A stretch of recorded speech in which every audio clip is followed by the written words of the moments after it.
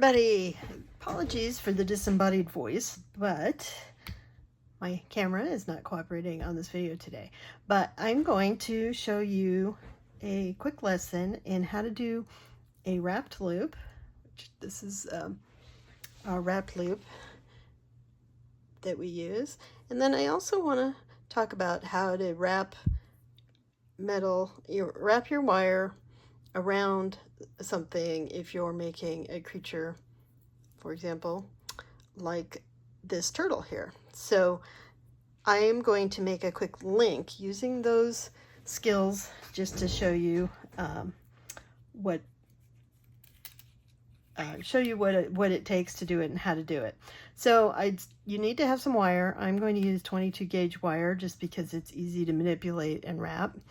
You will need some wire cutters, some round nose pliers, some chain nose pliers, and I also like to use some flat pliers. These are super skinny, so they're great for getting into small spaces.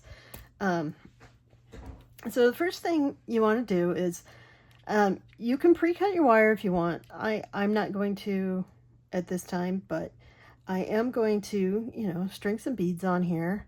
These are an example of some of the beads in our new Beachy bead mix that goes with our Sun and Sea card deck that is available for sale on our Facebook page.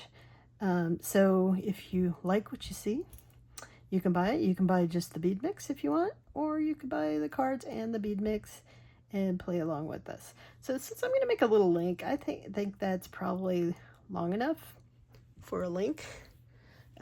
Hopefully I stay on the screen and you can see all this. But the first thing you want to do, so if you put your beads on your wire, I'm working off the spool, so I'm going to do that. Now, if you had both ends open, you could just make the loop first. You do not have to work off the spool if it's not comfortable for you. So the first thing I do is I go down about 1/2 to 3/4 of an inch. So this depends on how big you want your loop. I don't want a super large loop. So I'm going to go down, I guess that's probably 3/4 of an inch. I'm just going to put a 90-degree bend in that wire. Then I'm going to grab that bend with my round nose pliers. So see, I've got it between there, and you want to put it where, the size of the loop. So if I want a loop this size, if I wanted to loop this size, I need to put my wire back here. But I'm going to make a smallish loop, so I'm going to put it up here. And then I just pull the wire around. Once I get it so that, these ends start popping up, then I twist the pliers so that I can bring this end the rest of the way around. So see, you'll have a nice loop that looks something like that. So then, some people will leave the loop in the pliers, which does help keep it round. I find the easiest thing to do is I now take my chain nose pliers and I put that loop between my pliers, see, like that. And so I have the loose end up there parallel to my pliers, and then I'm just going to use my finger because this is 22 gauge wire and it's easy to manipulate, and I'm just going to wrap that around a couple of times. Now when you get down to the bottom, it's hard to wrap that ends with your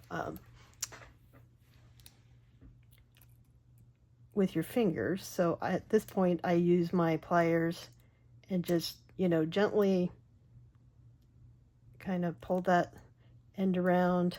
I'm sure there's some, I'm sure other people have a better way of doing it that's less sloppy. I don't know. It looks sloppy when I'm doing it, but it works. You can work from each other side. Makes sense to you.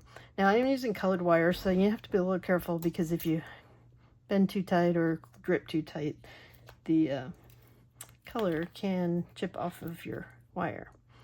But now I am just going to push these beads down towards this loop, and I'm going to make another loop at the other end. So again, I'm going to take the tip of my chain nose pliers, and then I'm going to bend out 90 degrees. See?